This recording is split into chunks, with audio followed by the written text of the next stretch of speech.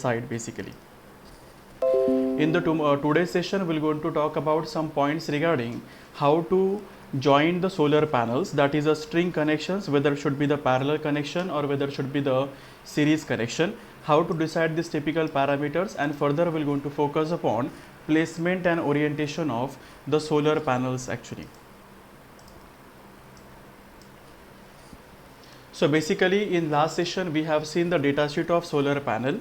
We have also seen the data sheets of the solar inverter also. So according to these parameters, we have estimated one table over here, that is the inverter size 10 kilowatt, number of NPPTs acceptable by inverter, it is 2 number of NPPTs, number of strings per NPPT acceptable by inverter is 2, voltage range is 200 volt up to 800, and current per NPPT is 18 ampere plus 18 ampere over here. Solar panel size we selected as 325 watt peak. Any of a solar panel you can select as per the design is been concerned. Maximum voltage and maximum current we have been noted down over here. So basically whenever we want to calculate how many number of solar panel we should connect, whenever we are talking regarding the total number of overall capacity and total number of solar panels.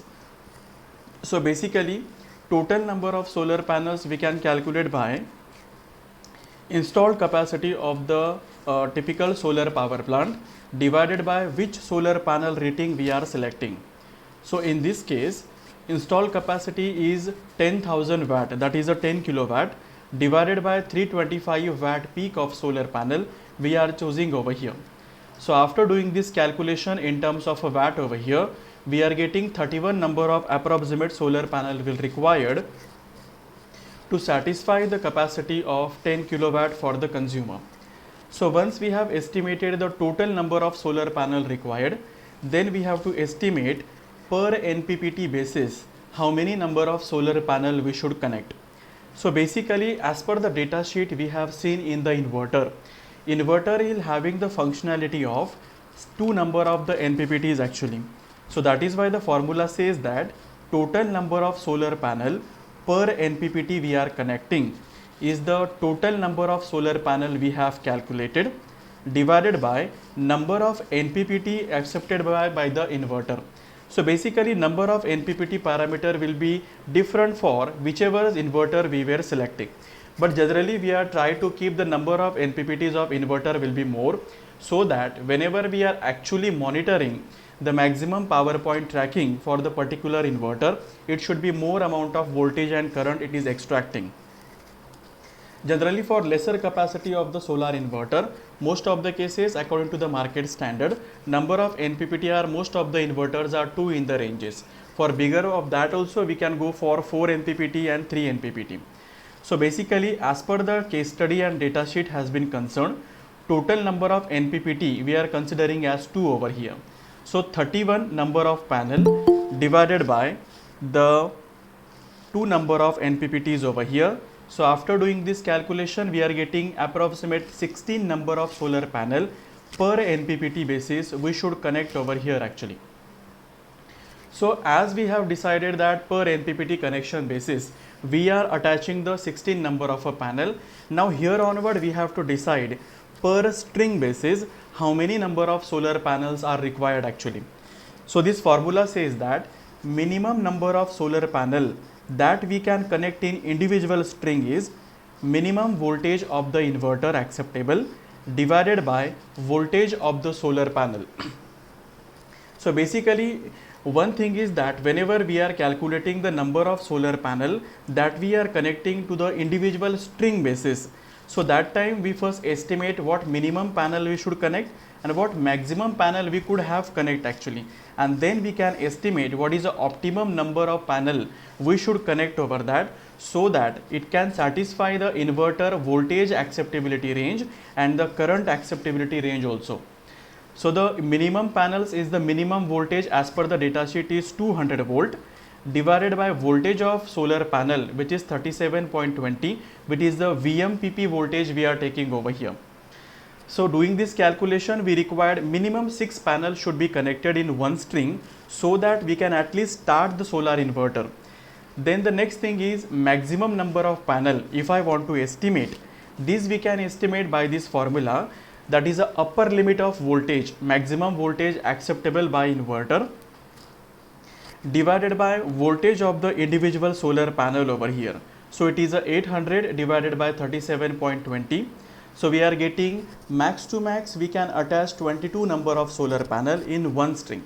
But the thing is what, we are not attaching the maximum number of solar panel and minimum number of solar panel in the one string, because if we are attaching the minimum number of panel in the early morning situation and the late evening situation, starting from 5 o'clock onwards itself, actually the inverter is getting shutting down, because the reason is that voltage is very lesser amount of voltage is going towards the inverter, and as good as the minimum acceptability range is concerned, it is at least 200 volt will be required to run the solar inverter over here.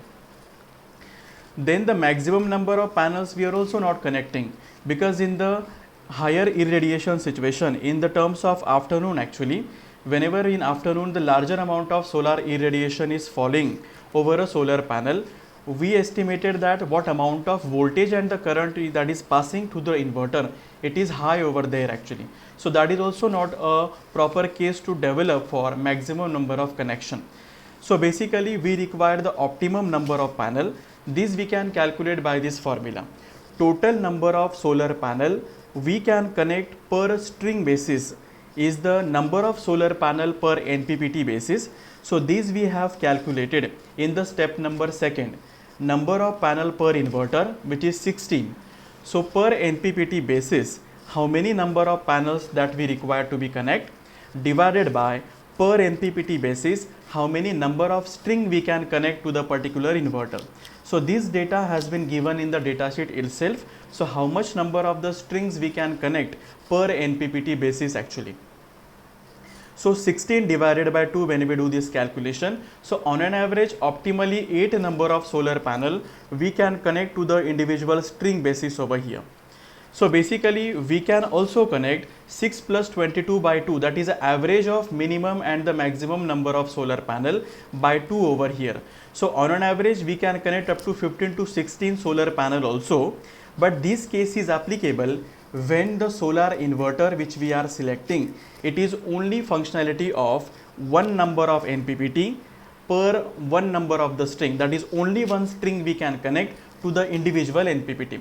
So like the SOFAR inverter will have, then other kinds of the luminous inverter will have. So in that inverter actually per NPPT basis only one string we can connect actually. So that time we can take an average of minimum solar panel plus maximum solar panel divided by 2, that is the average of both two values. So this is also from this we can calculate the optimum number of solar panels over here.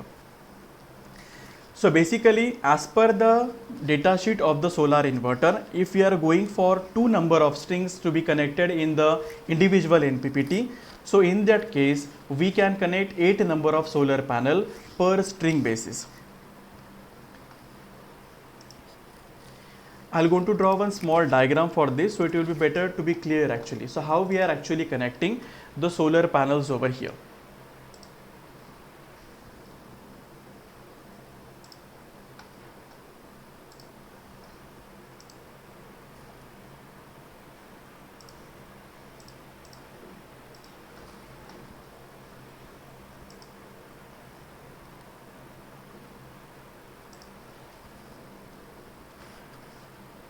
So basically as per the data sheet what we have referred, so in this string number 1 we are actually connecting the 8 number of solar panel. So this is a string number 1 who is having 8 number of panels connected in the series combination over here. So basically whenever we are joining the solar panel in series combination, voltage is getting added but the current will remain same over here actually. Whenever we are joining the solar panel in series combination, voltage is getting added. So we know individual solar panel will have the voltage of 37.2 volt and individual panel will have a current of 8.72 ampere over here.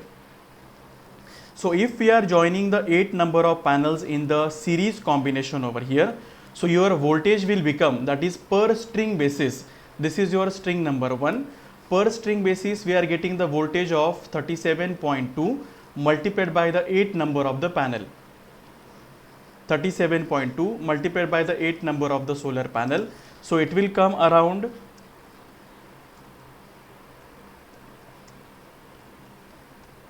297.6. So it will come around 297.6 voltage. This voltage is per string basis voltage we are getting. So whenever we have whatever the solar manufacturer is saying in the data sheet, that the VMPP voltage, that is a maximum voltage acceptable by this typical inverter, or maximum voltage basically given by individual solar panel, if we multiply by this, so we are getting 297.6 volt is the voltage we are getting from per individual string basis, and current is will remain same because these panels we are connecting in series combination. So the current will remain same as 8.72 ampere basis. So with the help of clamp meter or multimeter, if we are measuring the voltage and the current at the DC-DB level or the DC combiner box level, so that time we are getting the values approximately close to these are two values over here. Similarly, when we are talking regarding the string number second, so here also in string number second 8 panels are connected in series combination from 1 to 8 and 1 to 8 over here. So similarly, whatever the output we are getting, same voltage output we are getting, that is a 297.6, and the current will be 8.72 ampere over here. Now we are combining the output of these two strings into the combiner box, or in short we can take the two MCBs to join the output of these particular two strings at a one combined output. We are saying that these two strings are connected in the parallel combination. So after doing the parallel combination of these two strings in the DC-DB or a combiner box, we are taking a separate connection output, and this we can give to the NPPT number 1 of the selected inverter of Polycab. So this is a connection of the NPPT number 1. So one NPPT algorithm, that is a maximum power point tracking algorithm, is actually controlling the two number of the strings in the selected solar power plant over here. Same case has been applicable for string number 3 also. Here also the 8 number of solar panels we are connecting in series combination, and the string number 4 also 8 number of panels have been connected in the series combination. Same voltage output we are getting individual string basis actually 297.6, and voltage will be 297.6. Current we are getting it is 8.72 ampere, and the I we are getting here 8.72 ampere. Further we are combining the output of string number 3 and 4 clubbing to as a parallel combination, and this we are giving to the NPPT number second connection in the Polycab inverter over here. So basically when we are talking actually, that is a string combination, is typically depends upon which kind of a inverter we are selecting and what are the specifications of the particular inverter will have. So basically as we are joining the 16 number of solar panel in the individual series basis, so it will not going to satisfy the current requirement or the voltage requirement for the particular inverter. So that is why before selecting or before joining the solar panels, we have to once check it for which inverter we are taking and what are the DC input parameters are there for the inverter. Further we are connecting the string number 1 to 2 in the parallel combination, and the rule saying that whenever we are connecting the solar panels in the parallel combination, current will getting added but the voltage will remain same actually. So in this case the current of string number 1 is 8.72 ampere, current of string number second is 8.72 ampere. So basically it will be added over here.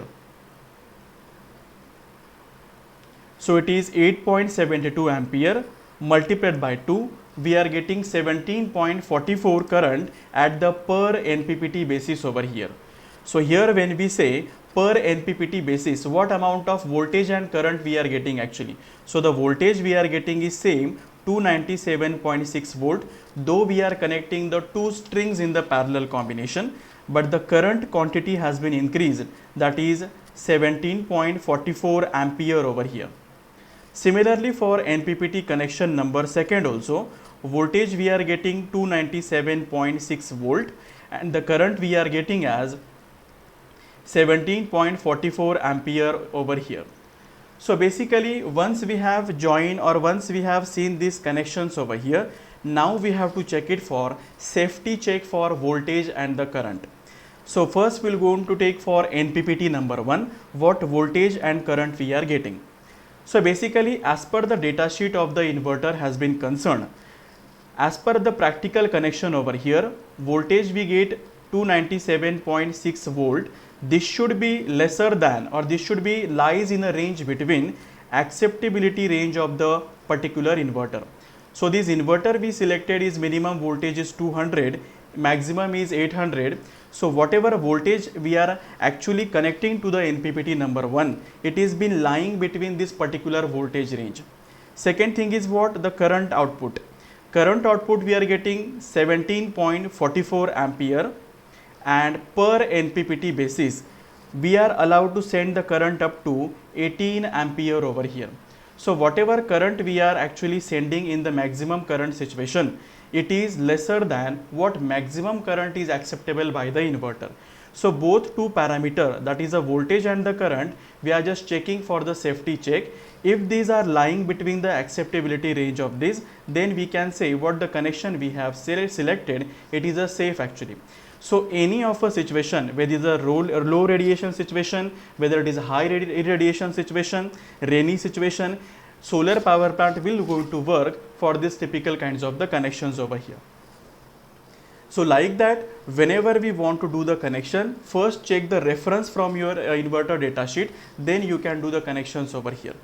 I'll go to share this diagram to you on the email also. Just go through this diagram and do the practice of it. You can take any of a solar panels, say 20 kilowatt, 50 kilowatt, 100 kilowatt, and just do the connections like this, so you can get easily understand over here actually. So these are the standard steps are there whenever we are doing the string connections over here actually. So whenever we draw the diagram in the AutoCAD, it will be looking like this. So it is a very basic and block diagram we have drawn. This diagram is different from the circuit diagram actually. Circuit diagram is quite different. So block diagram for connection of the solar panel actually, this we can make it over here likewise.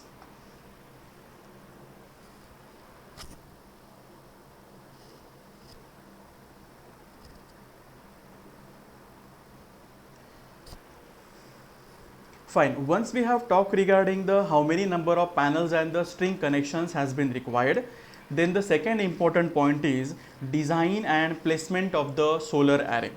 So basically whenever we are actually placing the solar array, various components are affected due to the placements of the solar array actually. First thing is that whenever we actually orient and place a solar array over a rooftop area, rather the ground mounted area, what parameters are there that we have to be consider for placement?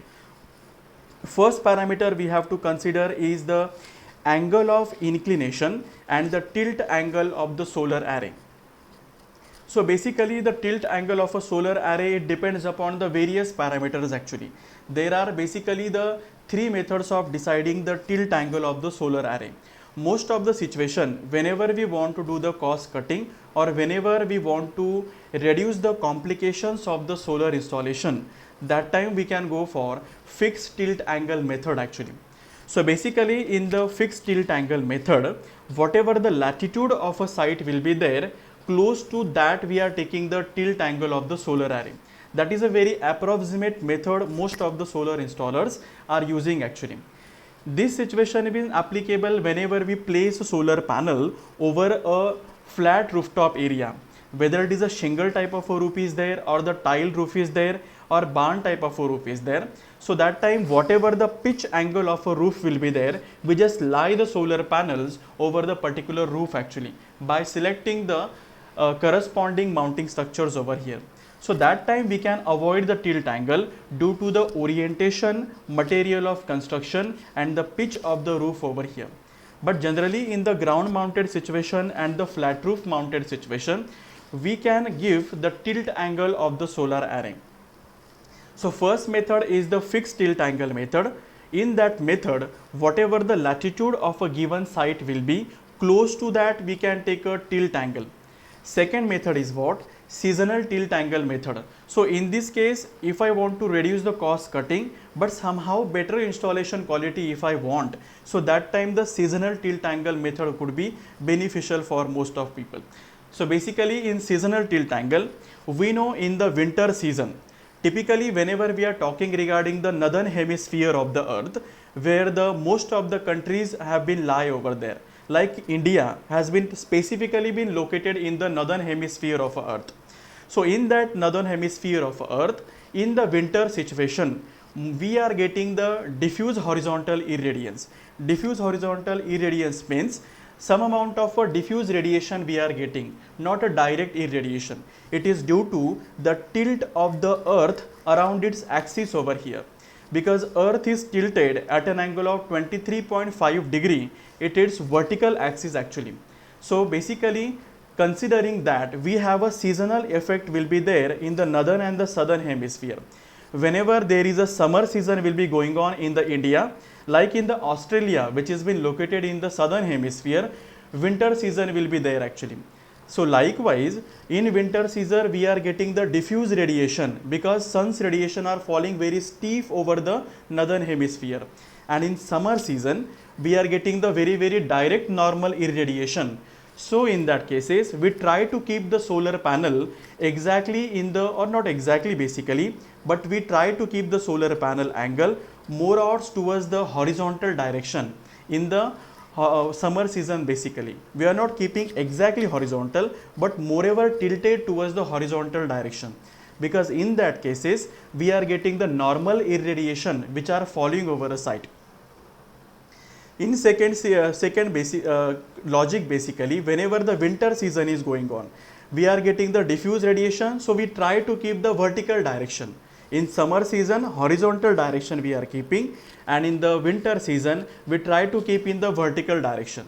We don't exactly keep a solar panel in the exact horizontal and exact vertical direction, but we are taking some amount of a logic in that such a way that solar panel will be tilted over there actually. So it is called as a seasonal tilt angle method, where we are adding the 15 degree in the latitude. So let's say in the state of districts of Palghar or the Mumbai area, where the latitude is 19 degree. So 19 degree plus 15 degree, whatever answer we are getting close to the 40 degree basically, that seasonal tilt angle we can keep in the winter season over here. Because in winter season we try to keep panels in the more vertical direction, and whenever we are designing for the summer season, so in the seasonal method, latitude minus of 15 degree, whatever answer we are getting, that we try to keep in the summer season. And rest of the March equinoxes and the September equinoxes, we try to keep a solar panel as a tilt angle of the latitude itself. So likewise, whenever we talk regarding the summer season, so in a summer season, latitude minus of 15 degree, in the winter season, latitude plus 15 degree, and in the March and September equinoxes, only the latitude of a tilt angle that we are keeping in the seasonal method. So this is a quite, we can save the cost by providing this, and we can get some amount of the 5% of increase in the power output by providing the seasonal tilt angle method. And the last and the exact tilt angle calculation method, we can go for the mathematical approach. So basically there are number of formulas are available through which step by step we can calculate the tilt angle. We can calculate the tilt angle overall daily basis. We can calculate the tilt angle hourly basis also. So we have to find some declination angle, hour angle, azimuth angle, elevation angle, zenith angle, and then we are calculating the fixed tilt angle and the tracking tilt angle. So basically such kind of methods we are using whenever the tracking mechanism actually we are developing, that is a dual axis tracking mechanism whenever we are developing. So that time we can go for this mathematical approach. In that cases we make a whole Excel sheet for the 365 days, and that data actually we are feeding into the coding format whichever controller is operating the dual axis system. So basically most of the cases whenever the solar installers are installing, they are keeping the fixed tilt angle method for the utility scale type of the solar project or the residential scale type of a solar project. Next parameter we have to accommodate is the orientation of the solar array.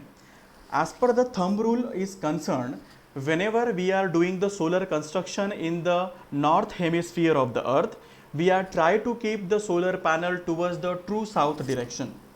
True south direction is basically 180-degree azimuth is also we can say. So basically we try to keep 180-degree azimuth as a true south direction, which is the orientation of the solar array over here. But there is not a fixed rule is that we should keep towards the south direction. We can keep somewhat other azimuth angle also by keeping the minimum radiation situation over that also. But it has been observed experimentally also, whenever we are keeping the solar array towards the true south direction, whenever we are doing the following the fixed tilt angle method, we are getting somewhat higher amount of the power output by keeping towards 180-degree azimuth angle, which is a true south direction. Next parameter we have to accommodate is the which roof type we are actually considering. So basically roof type matters over here, whether it is a roof type is there, whether it is some pitch, that is a tilted type of a roof will be there, and the which material of construction has been used over there. According to this we can decide what tilt angle we should set, how much we have to orient the solar array actually. In some cases the industrial roof shades actually, some amount of the inclination will be there on the both side. So in that case we don't have any option just to lie the solar panel according to the pitch angle of the particular industrial roof shade actually. But whenever we have a ground mounted project or the flat roof mounted project, then we have an option to go for the setting of the various tilt angle and the orientation of the array also. Next method is the mounting type. Which type of a mounting we are actually choosing, whether it is a fixed roof mounted we are choosing, whether it is a ballast mounting we are choosing, or whether it is a pile foundation we are choosing.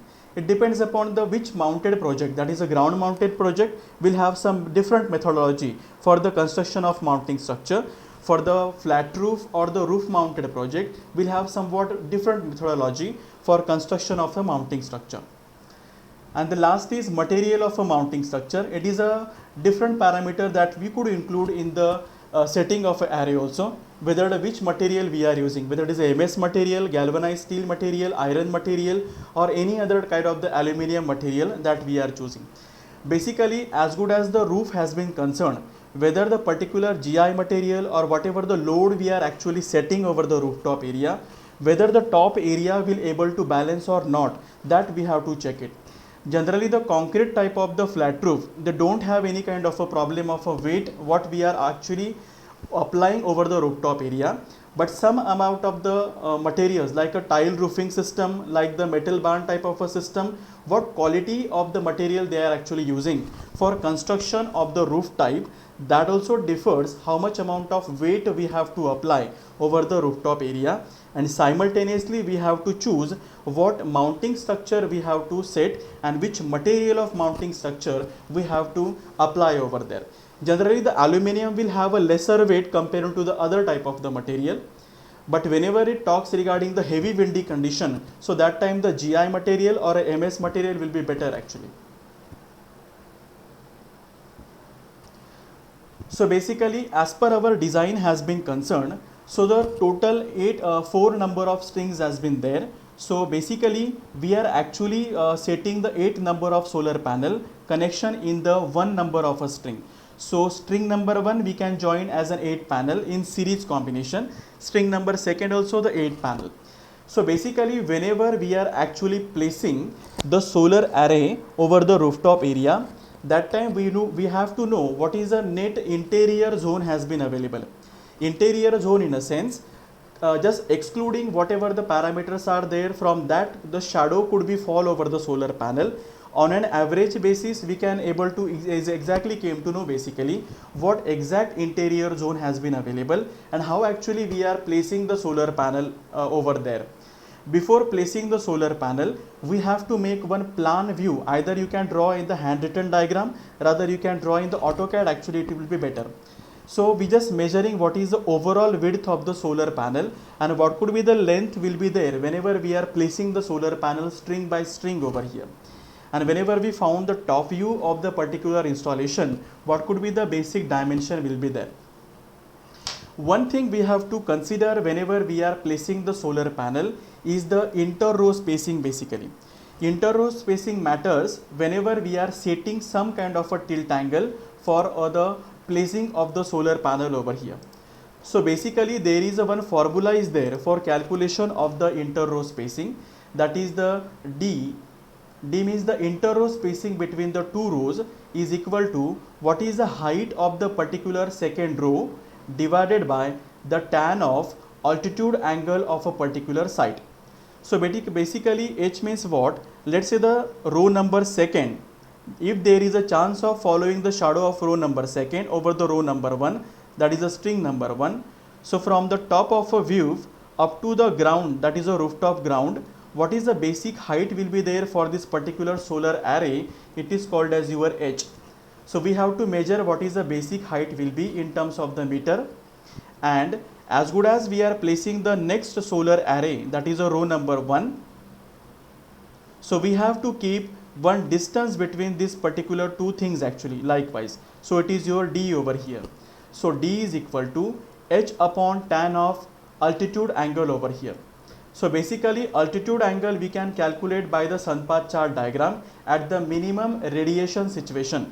So whenever we are generating the sun path chart diagram at a minimum radiation situation, so that sun path chart diagram is giving us the value of altitude angle actually. Put that value in this equation, measure this particular height, it is close to approximately 1 to 1.5 meter, depends upon what consumer requirement will be to elevate the structure at some amount of the height actually. This depends upon the project to project. So put the value of H over here, put the value of alpha over here, from that we can calculate what should be the inter-row spacing we should keep whenever we are just designing the placement of the mounting structure in the AutoCAD diagram. And the same we can apply whenever actually we are just putting the solar panel over the rooftop area. Generally what happened, whenever we are placed the solar panel over the rooftop area, due to the space construction, it has been most of the cases it has been observed in the rooftop mounted project actually. Generally the space will be the concern over here. So that cases we have to do the some compromise whenever we are actually placing the solar panel over the rooftop area. So basically in that cases there is a one option. You might have seen actually some of a solar panel we are actually placing landscape orientation, and some of a solar panel we are placing in the portrait orientation. So let's say whenever we are saying that some water tank has been located over here, and we according to the shadow analysis, if we observe that the shadow of this water tank could be fall over the particular solar panel actually. So in that cases what we do, if the space is constrained, we are placing the solar panel likewise landscape orientation we are keeping over here like this. And whatever the rows are there over here where the no shadow is falling actually, and to just save the space constraint, so here we can put the particular this orientation, portrait orientation we can say it over here. So basically the reason of placing some of the solar panel like this horizontal manner is that because whenever we see the construction of the solar panel actually, whenever we see the construction of the particular solar panel, let's say for utility scale solar panel, we have the almost 6 number of rows of the solar cells are there actually in the individual solar panel over here. So out of the 2 rows of the solar cell actually in this one solar panel, out of the 2 rows has been controlled by one bypass diode over here, and second row number 3 and 4 has been controlled by the second bypass diode, and 5 and 6 has been controlled by third bypass diode. So whenever we open the junction box of the individual solar panel, we came to know the 3 bypass diodes has been located actually.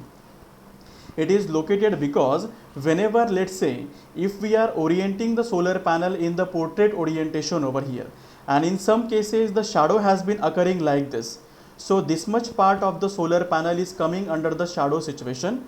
So whatever the current and the lower voltage has been generated by the row number 1 and row number 2, it has been bypassed by the bypass diode number 1 over here.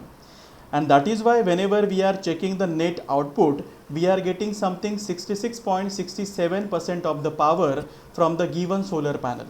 So same situation will be there whenever we keep the solar panel actually. And second thing is what? If we are keeping the solar panel like this, here your water tank has been located and its shadow has been occurring over the particular solar panels over here likewise. So here your one bypass diode will be there, second your bypass diode, and your first bypass diode will be there actually.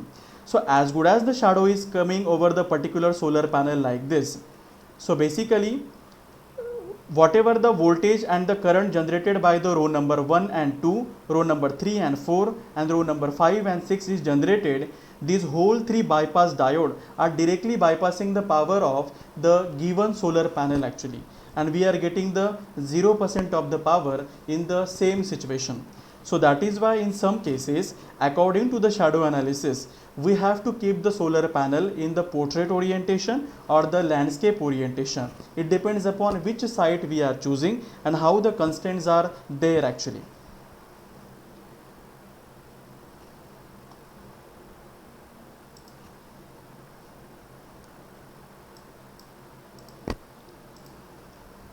So basically, it is better to draw the 3D diagram. If it is not, we can draw the handwritten diagram also. That also we can connect in the detailed design report.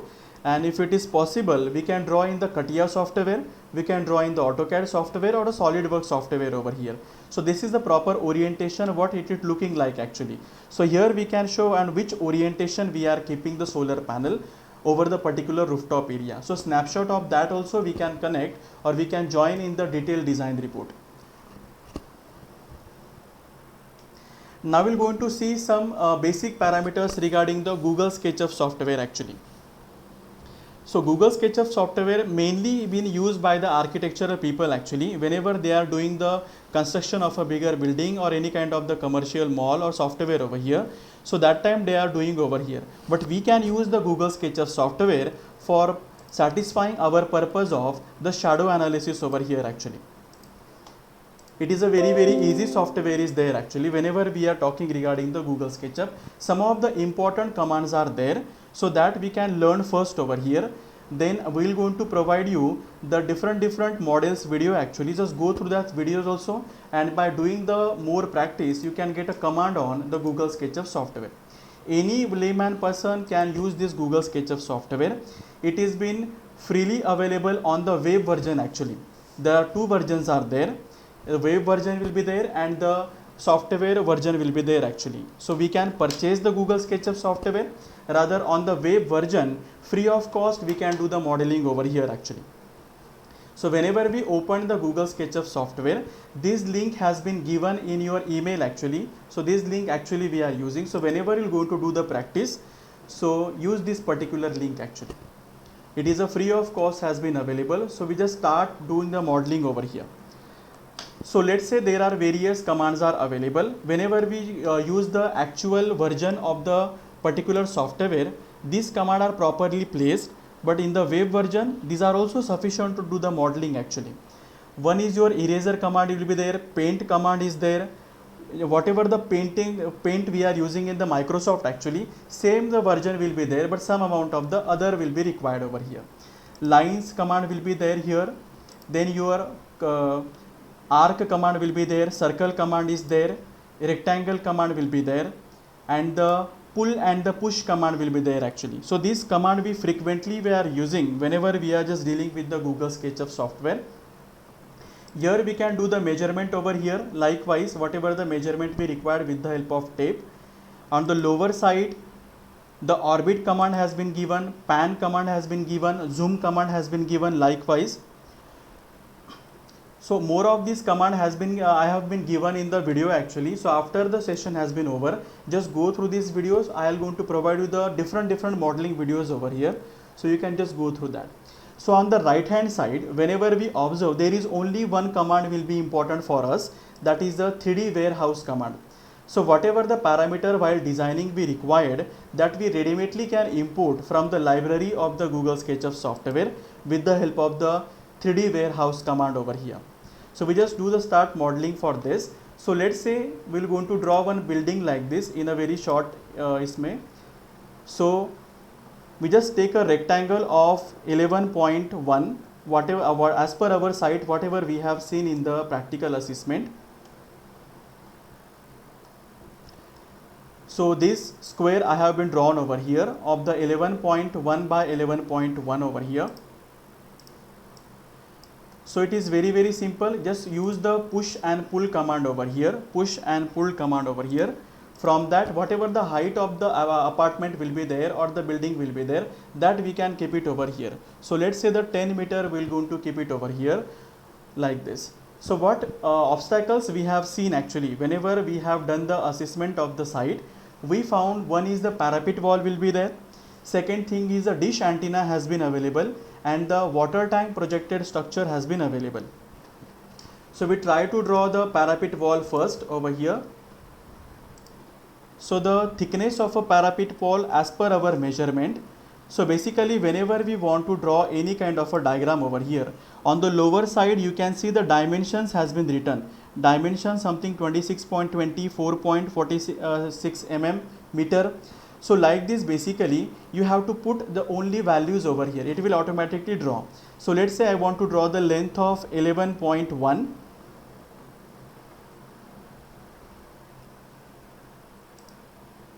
So the rectangle for the parapet wall drawing, let's say I want to draw for 11.1, comma the thickness is 0.1 centimeter meter. So it has been drawn the small rectangle over here. Similarly, we are going to draw other rectangles also. Then we combinedly going to pull the particular parapet wall actually. Similarly, just measure the distance over here. So like this we can mention over here. Similarly, on the four side we are going to draw the particular rectangle for the parapet wall. Then we are going to use the pull and push command over here.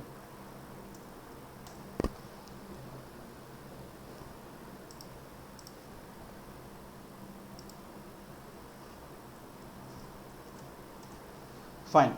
So once we have drawn these particular rectangles, just go through the pull and push command over here and select the individual rectangle that we have drawn.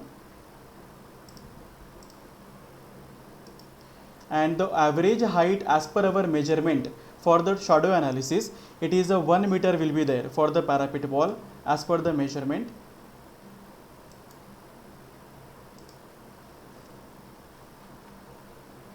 So we just draw the parapet wall for the first shadow creating obstacle as per the measurement.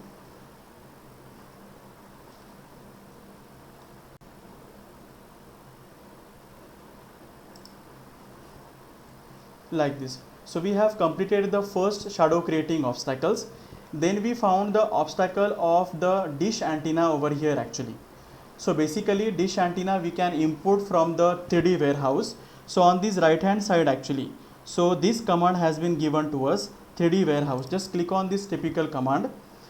In the search icon, whatever objects that are required, that we can easily just write and just find for the whatever design that we want and that we can import over here.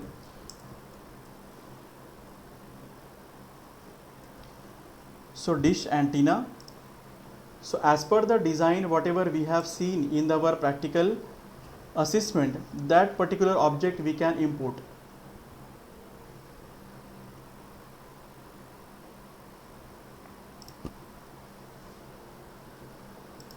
So from the library, whichever objects that we required, we have to download that typical object actually. Every time whenever we are using the software, every time we have to download this.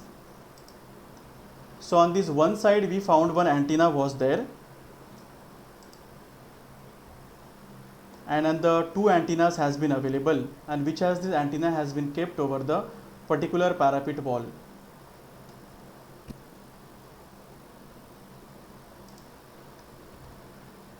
Like this. So on the exactly on the right hand side of the particular object, we have find this typical obstacle. So two obstacles we have drawn, the one dish antenna, other is a parapet wall. Third obstacle was we have found is the water tank projected structure, and over that we have kept the water tank. So once again we will going to draw the structure on the exactly opposite side that we have found. So it is 1.5 comma 2.5 mm structure was there.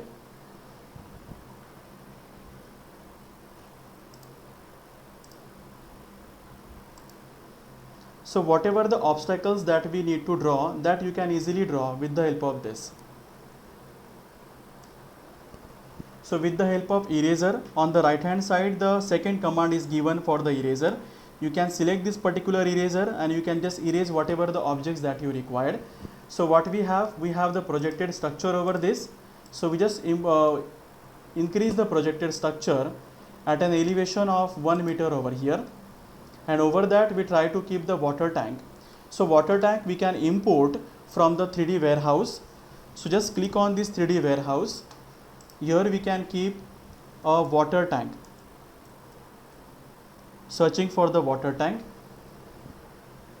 So in the models and the collections and the catalogs has been given over here actually. Every model whatever we have searched, the catalogs for these also been given over here. So we just download this particular water tank which is similar to our observation over here.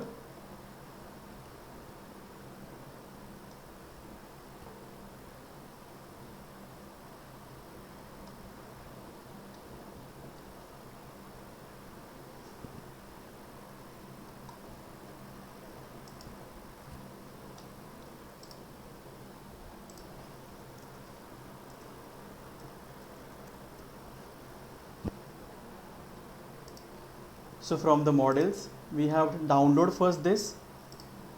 Once it has been downloaded, it will go into import over here. So like this we can keep the water tank over here.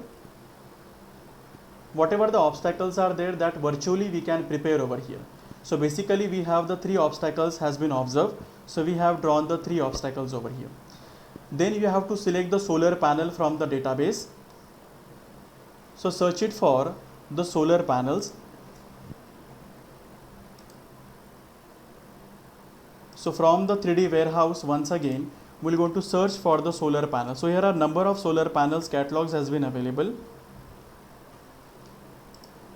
So from this database we can choose any of a solar panel which has been suitable for our site.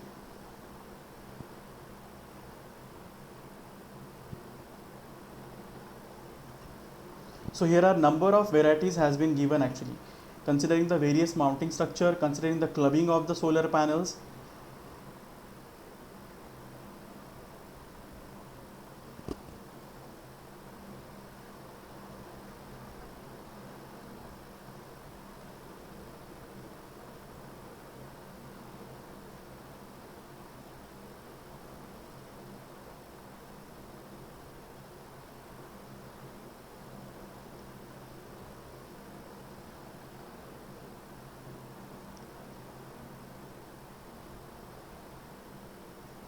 So let's say from this, if we are taking this particular solar panel as per the requirement of a site, this also we can choose it over here.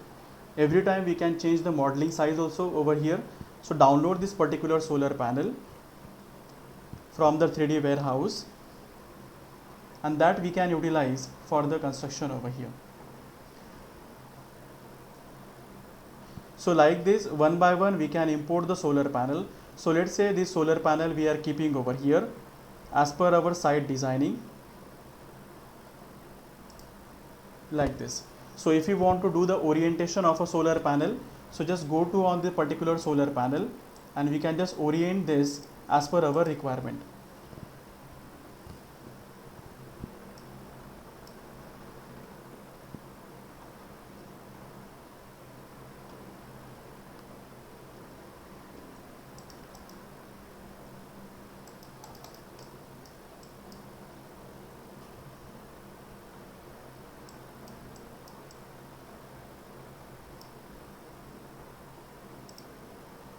Fine. So we just copy this particular solar panel, and whenever we want to possible to make a stack of it or to make a particular string of it, basically that we can make it over here.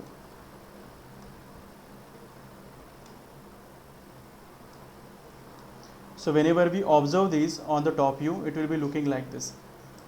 So just copy this wherever we want to put a solar panel, that we can put it over here. So like this you can orient. If you are putting for south direction, you can putting for east direction, so that orientation we can keep it. So simply just Control C and Control V, you can put a solar panel or the dummy copy of a solar panel besides that.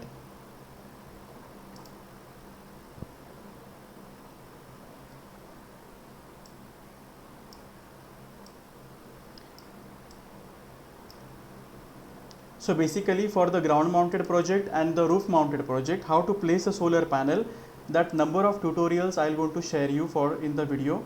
Just go through that also. So just Control C and Control V. Like that you have to put the solar panels one by one.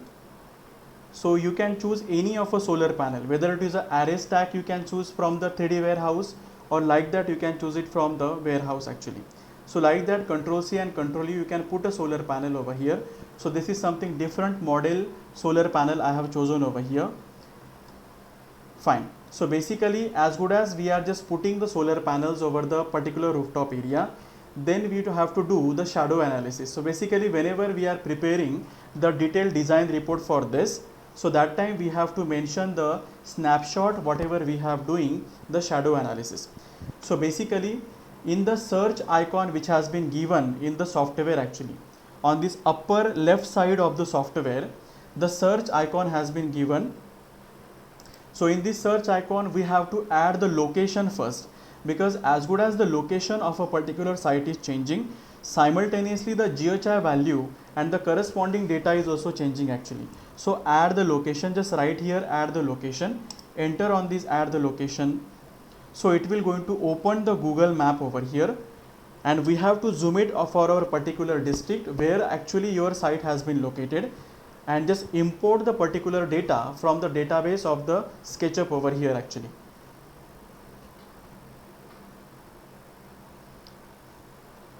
So here particularly the corresponding site has been located. So as good as we are zooming the particular site over here actually, we will get the site information over here. So let's say if I am choosing the particular this zone over here, then click on the select the region, on which region we have to import the data. Click on select the region, so it will go to select one region over here, and then you have to click on import button over here. So just by clicking on the import button, it is importing the Google location and the GHI values of the particular site. So in this map it has been shown over here actually, whatever the zone we have selected, the map has been came on the particular screen over here. So whenever we zoom over here actually, so it will going to show us what site obstacles we have drawn and how it will be looking like actually. So whenever we are actually starting for the shadow analysis and the projection of the particular shadows, that time this location is most important. Then once again we have to click on the search icon. So whichever command that we required for using the SketchUp software, that we can just import from the search icon over here. So let's say I want the shadow command. So right here shadow. So it will just showing us the view shadow command, toggle on off or visibility of the shadow. View shadow, just enable this typical view shadow. So it will going to show us how the shadow will be occurring actually over the site according to the GHI data of the site actually. So whenever we see the shadow of the corresponding dish antenna actually, shadow of a corresponding dish antenna is actually falling on panel number 1 and panel number 2 actually. It means half of the panel has been covered by the shadow of the dish antenna actually. Second thing, whenever we see the shadow of the first row is exactly coming down to the starting orientation of the second row actually. So that is why there is some amount of chance will be there that the shadow of the first row will going to fall over the second row. Now which snapshot we have to take it over here actually. So here is the display command has been given. So whenever we zoom it over here, on the right hand side display command has been given. So we just clicking on this display command. So here actually the shadow is on, timing and the date we have to choose it over here actually. So let's say for the first simulation that we are doing, so we are doing it for the winter solstice actually, that is a winter season. If I am taking this data, so that is up to 22nd of December, considering the northern hemisphere as a winter season is there, and the time period which I am choosing is the 10 AM in the morning or 10:30 AM in the morning on the December solstice. How could be the situation is actually. So in this case when we observe, the panel shadow actually it is falling over this typical region. The dish antenna shadow is falling over the panel number 3 and 4, and the shadow of this water tank is falling on the other side. Subsequently, on the morning situation, the shadow of the parapet wall, it is falling on the ground side but not in the panel side over here. So as good as I am changing the timing actually, so you can visualize the whatever the shadow has been occurred over here actually. As per the date we are choosing, as per the time we are varying actually over here.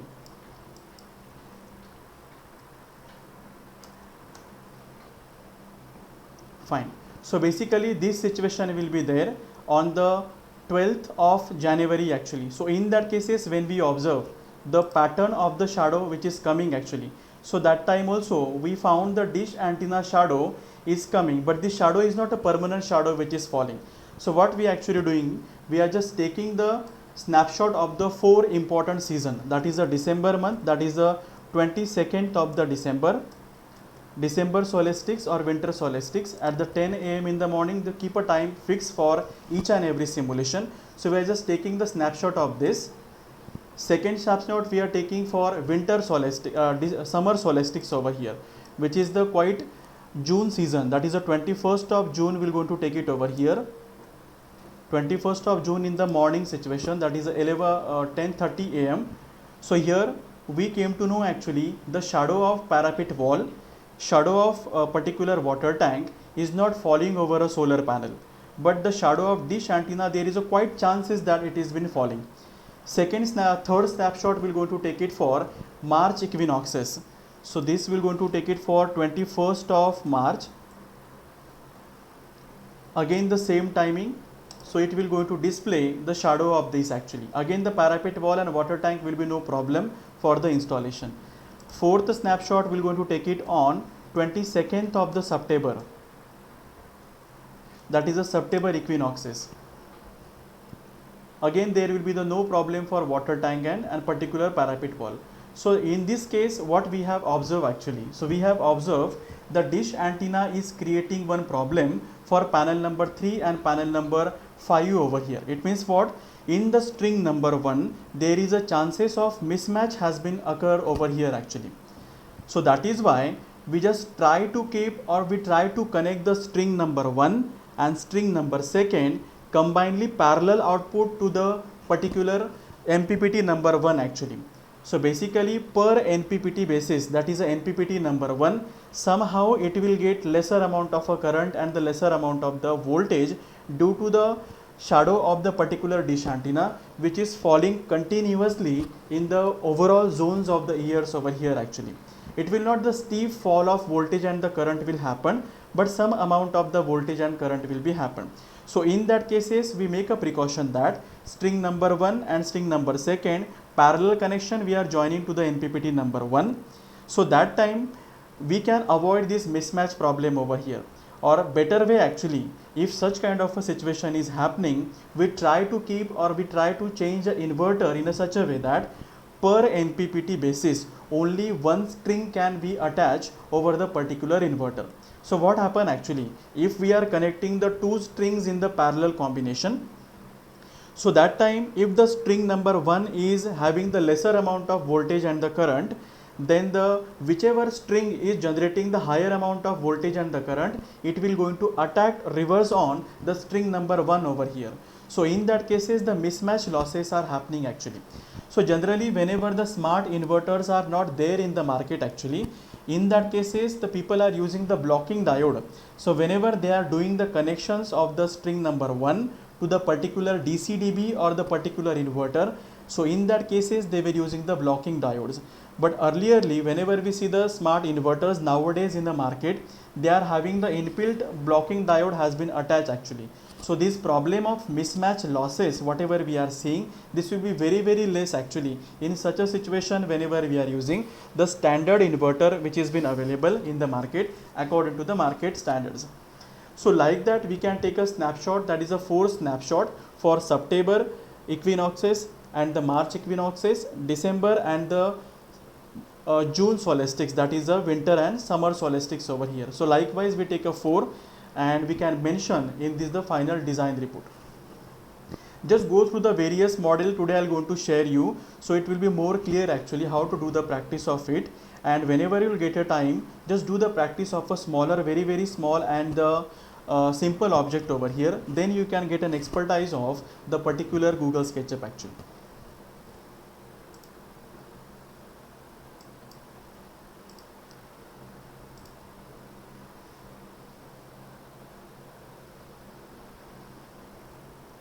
So like that we can keep a snapshot of this so that we can mention over here. So in this simulation I have taken for 9 a.m. in the morning.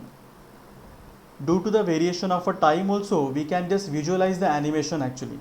If we have the paid version of Google SketchUp software, one animation command is also given actually. So we have to give the particular date, we have to give the particular time from 6 a.m. to the 6 p.m. in the morning. It will create an animation video for shadow analysis over here actually.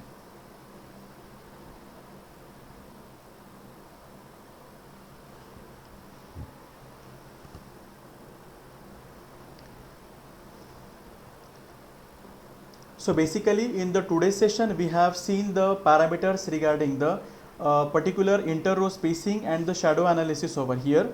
We have seen how to do the string calculations, how to connect the solar panel in the series parallel combination over here, and what are the different parameters that to be included in the detailed design report over here.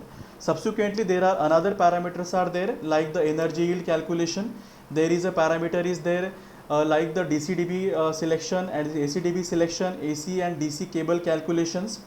Then the other parameters are also there like a projected cost that we require to be put over there. Each and every parameter we will going to see in the subsequent case studies. In the today's session, if anyone will have any kind of a doubt, you can ask.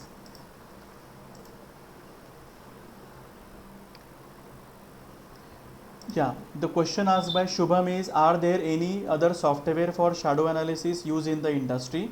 So basically as per what I have seen, the people are mostly using the Google SketchUp only for shadow analysis. There might have the other applications also, but the Google SketchUp is famous for that. Which is a more easy tool for shadow analysis. मतलब Yeah, definitely. Solid or SketchUp. Yeah, definitely, because other softwares are there, no, it will require quite expertise. Means the 3 months or the 4 months separate course we have to do for that. But in Google SketchUp, not as such actually. If you know the basic commands, after doing the lot much practice, we can get a hand on it actually. So that is why it is been more preferable. Okay, thank you. Yeah, Mr. Kiran, I have two questions here. yeah, To get this inter-row spacing D, yeah, we are using height divided by tan of the angle. yeah. The angle we are taking from which this thing? Yes, Sunpath chart diagram what we have seen for minimum radiation, that angle you can choose. So basically altitude angle is minimum value is 0 and the maximum value is 90. So we never put a value of 0 and 90 over here. So in between that whatever the angle will be there, so that angle we can take is that altitude angle over here. Generally what happens whenever sun is rising actually in the 6 a.m. or the 7 a.m. in the morning, then altitude angle is as good as close to the 0 degree actually. It is starting from 0, then 1, then 2 likewise. And moreover sun is reaching up to the 11 o'clock and in the evening situation where the probable altitude angle is ranging from 40 degree up to the 50 degree actually. So in that we found that there is a chance of creating the shadow, because in the typical situation 11 a.m. in the morning situation and 3 to 2 p.m. in the afternoon situation, we have higher amount of solar irradiation. So as good as the higher amount of solar irradiation will be there, so that time we have to take a precaution that the shadow of second row should not be fall over the first row. In early morning situation and late evening situation, if the shadow is falling, that there is not a problem, because the radiation is value of radiation will be lesser actually. So whatever the chance of creation of hotspot will be there, it will be in the typical situation from 9 a.m. up to the 12 and from 12 up to the 4 p.m. actually in the particular zone. So in that particular zone, the altitude angle is varying from 40 degree up to the 50 degree over here. So as per the calculations, whatever the altitude angle is getting for in the sun path chart diagram, Same we can put it over here, or just keep a 45 degree of the altitude angle for the calculation over here actually. That also we can do it. Okay, and the next question is Yeah. how this bypass diode is bypassed actually connected. If Yeah, you I want just, to, if you want to, okay, fine. I just draw one diagram actually for that. yeah.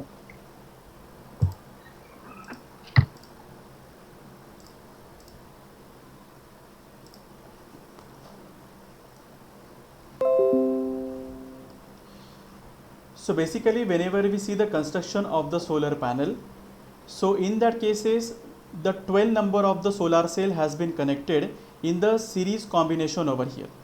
In a sense, 72 number of solar cells are there in most of the utility scale type of the solar panel, who's ranging from 250 watt up to the 450 watt over here. Beyond that also it will go in the half cut and the bifacial type of the solar panels. So basically, whenever we see the basic construction of the rows of the particular solar cell over here actually, so one by one the solar cell has been connected in the series combination. First row will have 12 number, second row will have the 12 number, again the third will have 12 number likewise. So what happened exactly, whenever we open the junction box over here actually, in the utility scale type of a solar panel, we found there are total 3 bypass diode has been available.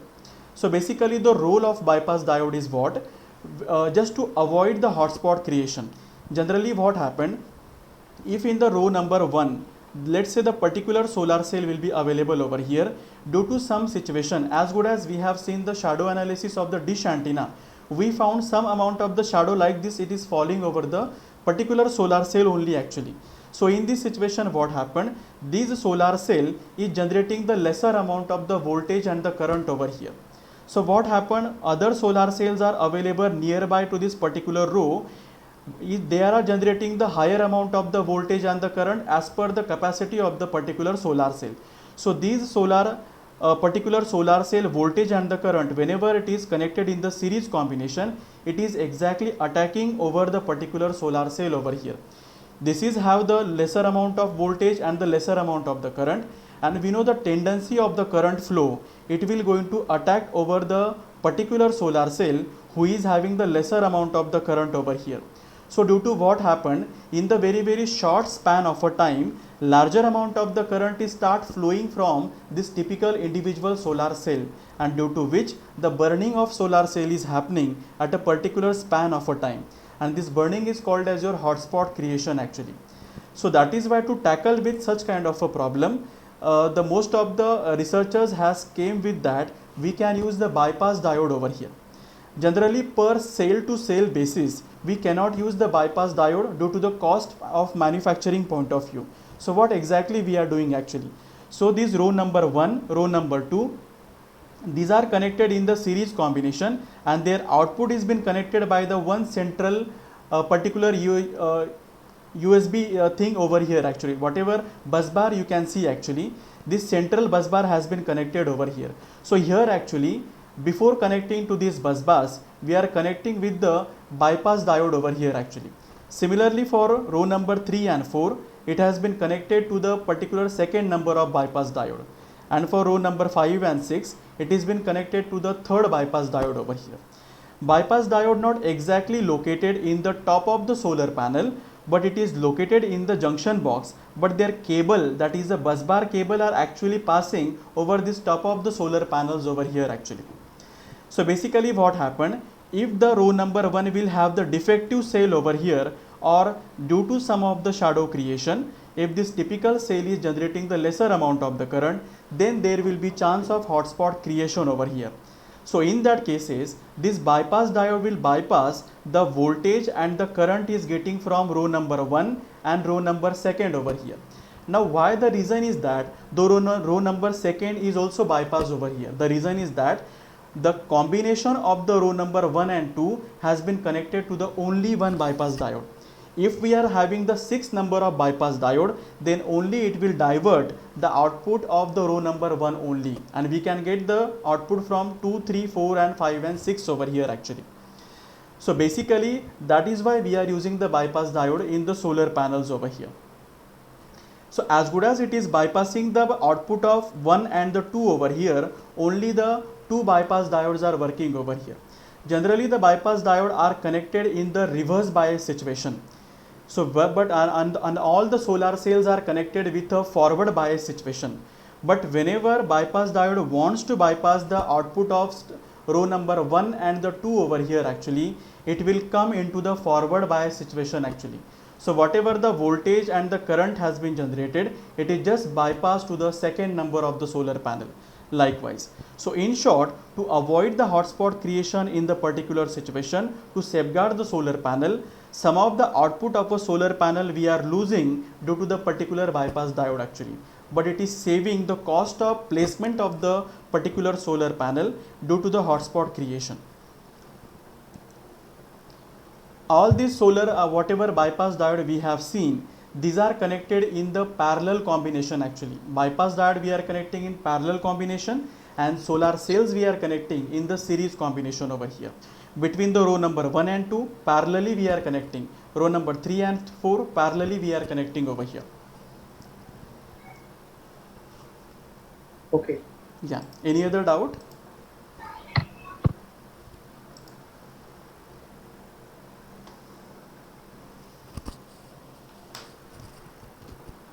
Fine. So basically I'll going to provide the some more videos on the shadow analysis. Just go through that video. If time permits for you, just visit the site also and just see the whatever command in today's lecture we have seen actually, and try to make a very small object in the starting. Then you can proceed for the different bigger kind of the object over here actually.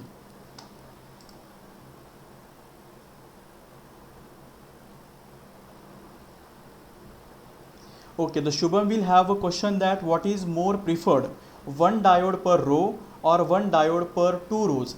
So basically it is preferred that one row per diode it will be preferred actually. But the thing is what, the cost of construction, if I want to reduce the overall cost of a construction, so that time the 2 diode per we can prefer over here actually.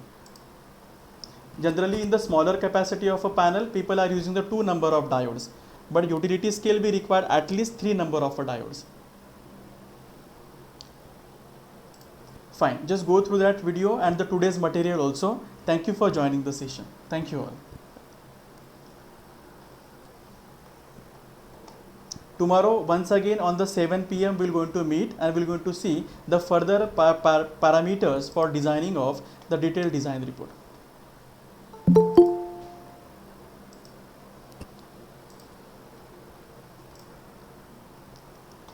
Fine. Thank you for joining the today's session all. Thank you all. Thank you. Yeah.